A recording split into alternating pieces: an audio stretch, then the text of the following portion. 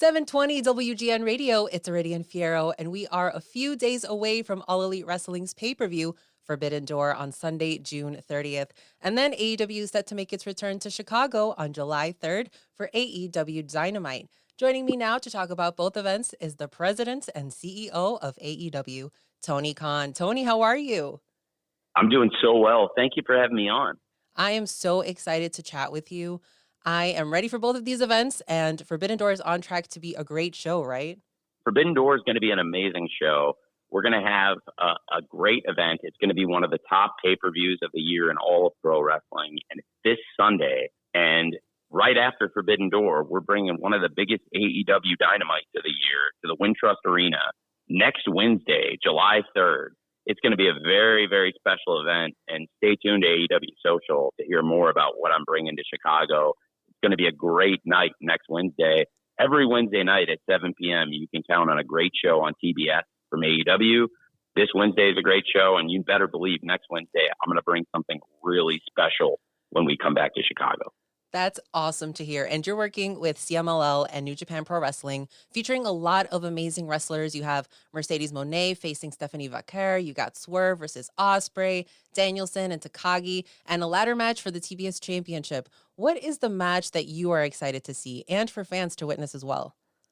There are so many things I'm excited to see on this card, top to bottom. There are so many great matches. I think Moxley versus Naito in a rematch for the IWGP World Championship is something really special. What Jon Moxley's been able to do, becoming the first wrestler ever to hold the AEW World Championship, the WWE World Championship, and now New Japan's IWGP World Championship. And he won it right there in Chicago at the Wintrust Arena.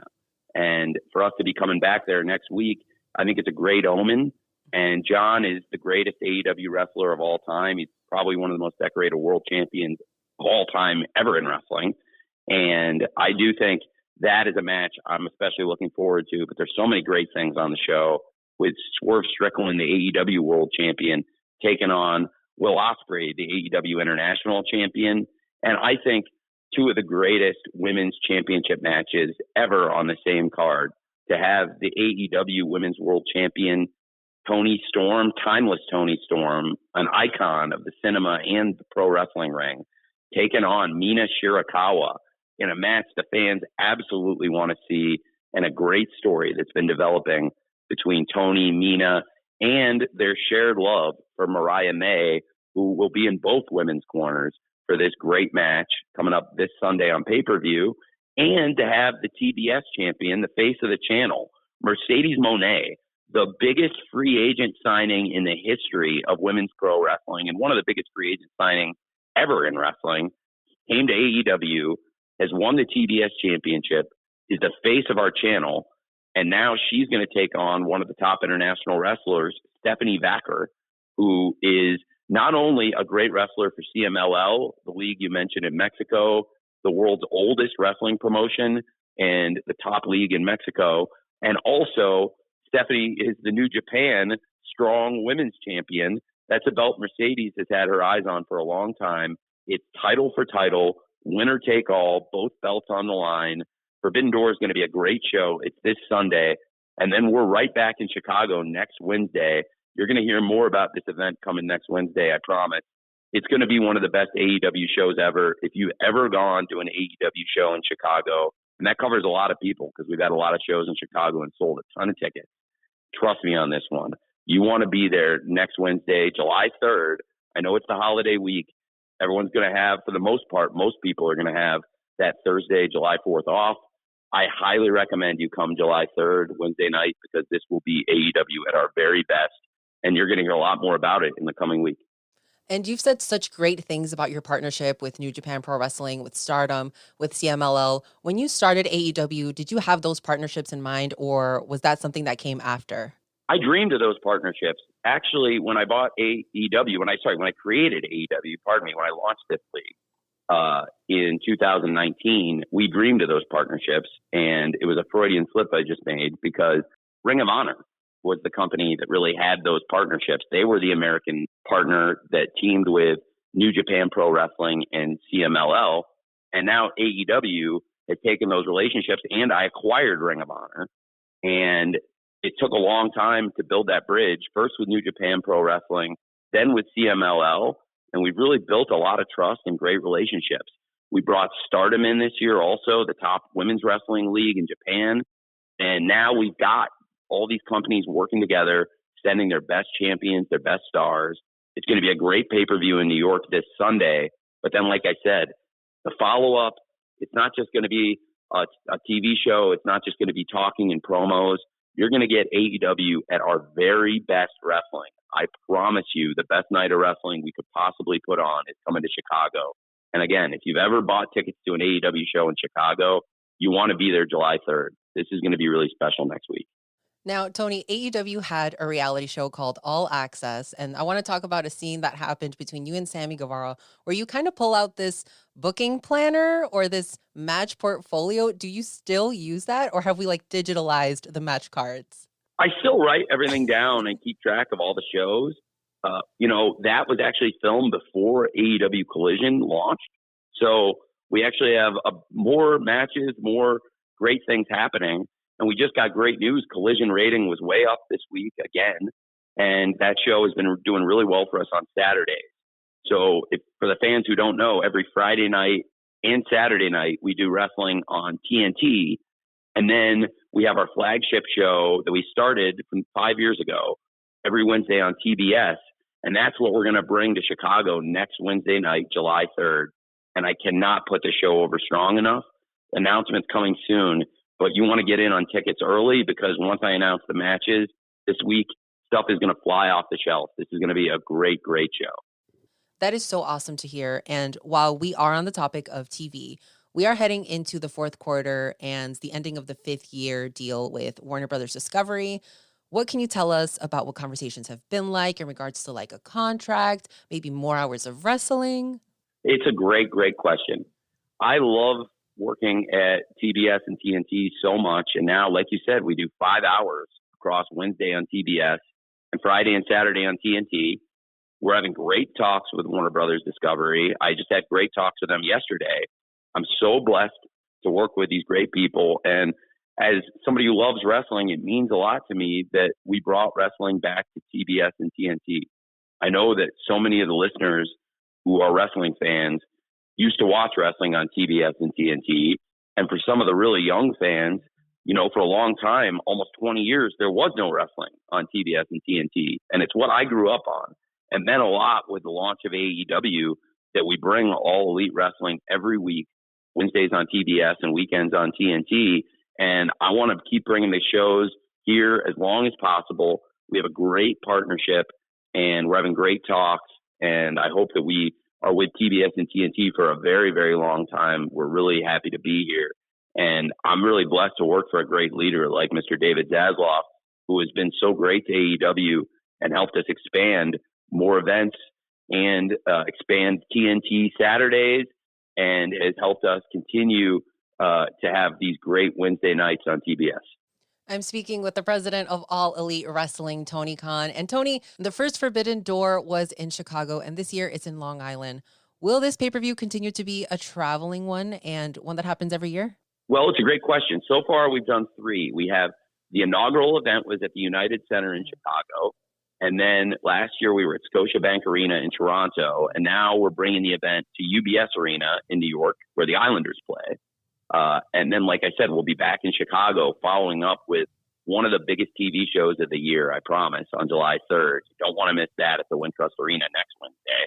And then as for next year's Forbidden Door, I believe we will continue to travel to the biggest and best wrestling cities in the world and continue the tradition of going to the best markets for Forbidden Door. Mm-hmm. We've seen Chicago, Toronto, and New York. I think that New York, Toronto, and definitely Chicago, those are 3 of the best wrestling cities on the planet. And that's the kind of tradition we want to keep going for Forbidden Door, going to the best cities with the best fans. And I would love to bring that event back to Chicago. Of course, we already have great pay-per-view coverage in Chicago, All Out. I made a big announcement, All Out this year. We're going to move it back a week, create even more separation, a little, get more between All In, All Out. I think it's going to be a great thing.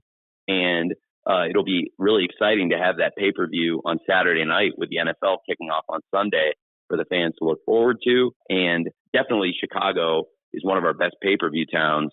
That's where we launched Forbidden Door, and that's the standard we've set with this event. Yeah, and you did mention All Out. So last year you ran those pay-per-views back to back, All In and All Out. What played into that decision of having them be a little more separated now? And do you think attendance will be affected since it's not on Labor Day weekend, or do you think it's going to stay I think the same? it's a great question, and two great questions actually. And it was in part thinking that we've created something so special at Wembley. And last year, I think it worked very, very well with All Out, where it was one of the best pay-per-views we'd ever done. I thought it was one of the best pay-per-views of the entire year, but I think in our 5-year run, last year's All Out was probably the best All Out we've ever done. All of those have been in Chicago, except for 2020 and the lockdown was in Jacksonville, but we were forced to move it that year. But I want to keep All Out around Chicago. It's a great tradition we built, and I love doing it in September. It's such a beautiful time to be in Chicago. And I decided to move it back a week. It's the night before the NFL kicks off. So as soon as I get done with a post-show press conference, I'll be on a plane to Miami for the Jaguars-Dolphins season opener. And I think the fans will get a little extra time to let it breathe. I thought the show worked perfectly coming off All In last year, and we built another huge pay-per-view event that complemented each other really well. This year, I think we can do even more, moving it back a week and have a great run of events, All In and then All Out and Grand Slam and Wrestle Dream. It's one of the best times of the year, I think, in all of pro wrestling and especially in AEW. Now, Tony, there has been some criticism in the booking of the women's division. What is your thought process when it comes to booking matches for the women? And what do you think about the women's division right now? I know you said, you just signed the biggest free agent in Mercedes Moné, and you have the involvement of Stardom, but what's your process when you're working with the women? Well, we have a great group of women's wrestlers. I think right now, across the board, everyone thinks this is by far the best wrestling in the history of AEW in the women's division. And I think we have the best women's wrestling in the world right now. I think what's happening in the Owen Hart Women's Tournament with all the wrestlers vying for a shot at the world title, whoever has that title coming out of this weekend's pay-per-view, Toni Storm or Mina Shirakawa, people are lining up to take on the winner of Mercedes Moné versus Stephanie Vacker title for title match. And there's more competition and more talent in the AEW women's division than there's ever been, and more big matches. So I think by far 2024 has been the best year of the AEW women's division. And I give so much of the credit to Timeless Toni Storm, the world champion, and Mercedes Moné, the TBS champion, and a lot of other great wrestlers like Chris Statlander, Willow Nightingale, the former TBS champion, both former TBS champions actually, and Willow Nightingale, last year's Owen Hart Cup winner, trying to go back-to-back this year. So many great things happening, and I believe this is by far the best women's wrestling we've ever had, and it's only going to keep getting better with that great group of women in AEW now. Yeah, and there are also some stars that we haven't seen in AEW in a little bit. Would you be able to give us any updates on Jamie Hayter, on Britt Baker, Ricky Starks, and how they're doing? Well, those are some of the great wrestlers that have been top stars, top champions in AEW, all of them. And in each case, I'd love to get each one of them back here. They're all different cases, some injuries and some different things going on. But I think all three are great wrestlers. They're all very different situations. So they'd be different updates. But I have very, very high praise I'd put on all three of those wrestlers you brought up. And we have a lot of other great wrestlers that are away right now, too. I can't wait to get executive vice president and former Triple Crown champion, the only person to hold world titles in AEW in trios, tag team, and AEW world champion, Kenny Omega, one of the greatest of all time. We can't wait to get Kenny back. A lot of great wrestlers in AEW that have been unavailable right now for different reasons, mostly due to injuries, and can't wait to get them all back in. But certainly right now, the roster is better than it's ever been, and it's only going to keep getting better week in, week out as we get more people healthy and back on the active roster. And going off of all of that booking that you've done in AEW and the stories that you've been able to tell, you really have just created so much in the company. What has been your favorite moment, whether it be a match, a debut, or a story that you've been able to tell? They're very different moments. I think, if I may, because they're so different, I would take one thing from television, one thing from pay-per-view, and again, they would be very different. I think the best thing we've ever done with AEW, the television, has been the Wednesday Night Dynamite tribute to the late, great Mr. Brody Lee.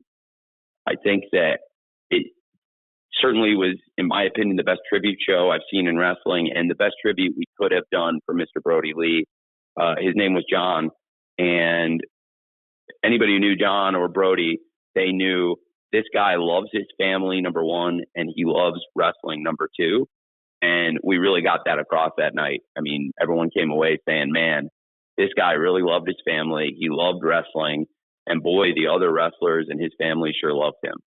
And we showed John at his best. There were great highlights, and it was a great story throughout the night that developed in the wrestling matches around John, his proteges, and his family. And I think that was probably the best TV show and the best thing we've ever done with our AEW television. And then I also think that the best thing we ever did as a pay-per-view company and the greatest send-off we ever gave to a wrestler and the greatest send-off I've ever seen in wrestling was Sting's last match, Sting's retirement show. This year, Revolution 2024, the very first Revolution actually is one of my favorite shows, Revolution 2020. And it's crazy to think, almost 4.5 years ago, that's such an amazing show. That was at the Wintrust Arena, right where we're going to be back next Wednesday for this huge, huge AEW show. And there's big announcements to come about next Wednesday in Chicago. Seriously, it's going to be huge. And I have to say, Sting's retirement show, I didn't know if we could ever top the original Revolution, but we did it this year. Top to bottom, I think the best wrestling pay-per-view I've ever seen, culminating in the most important and best main event pay-per-view match I've ever seen. Sting's last match, and what a way for Sting to go out undefeated in AEW, 3 years, 30-0, won every match, teaming with Darby Allin, who became his best friend. When Sting walked into AEW, he didn't know Darby. He was learning about him. They made a real-life connection that came across on television. They have so much in common, yet they're so different. The bond they built is completely real, and the fans could see that. And the 3 years Sting did here, he never came in with that expectation that he would do more than just one comeback match or that he would even wrestle in front of the live fans at all. Maybe he would just do a cinematic match. I don't think Sting's confidence was where it was meant to be, because when Sting arrived in AEW, he had not been treated the way Sting deserves to be treated in many years. And in AEW, we treat Sting like the greatest wrestling legend we've ever been around, because that's what he is. And when Sting was in AEW, he was at his very best, and we'll always be proud of that, because Sting ended his career on the highest of notes as an AEW world champion. Tony, thank you so much for joining me. What can fans expect to see at Forbidden Door and then at Wintrust Arena when you guys come back for Dynamite? You can expect to see the best pay-per-view in wrestling this Sunday at Forbidden Door, and I am going to aim to bring Chicago the best Dynamite we've ever done there, and quite possibly one of the best AEW television shows of all time. And I don't take that lightly or say that lightly. I have huge plans for the month of July, and it all starts at the Wintrust Arena, the very first show in July, the first show after Forbidden Door. It's where we did the first Revolution. That building means so much to me. I even went there this year. It wasn't an AEW show, but I went there for New Japan Pro Wrestling to watch Jon Moxley win the IWGP World title. If you're a wrestling fan in Chicago, I know you might have plans on Wednesday. It's July 3rd. I know it's coming up on the holiday week, next Wednesday. It's a big deal. But first of all, I would ask this Wednesday, this week, please watch the show going into Forbidden Door. It's going to be a great show on TBS. You're going to love it. But also, check out the show in Chicago live. You won't regret it. We've done a lot of shows there at the Wintrust Arena, pay-per-view, television. This is going to be some of the best stuff we've ever done. I promise you, don't miss it. Next Wednesday, July 3rd, Chicago's Wintrust Arena. I would not steer you wrong, and I'm going to bring you the best event I possibly can next Wednesday. I'm Iridian Fierro. For more wrestling interviews, head over to WGNradio.com. Tony, thank you so much again for joining me. It truly has been a pleasure talking to you. The pleasure was mine. Thanks for having me on.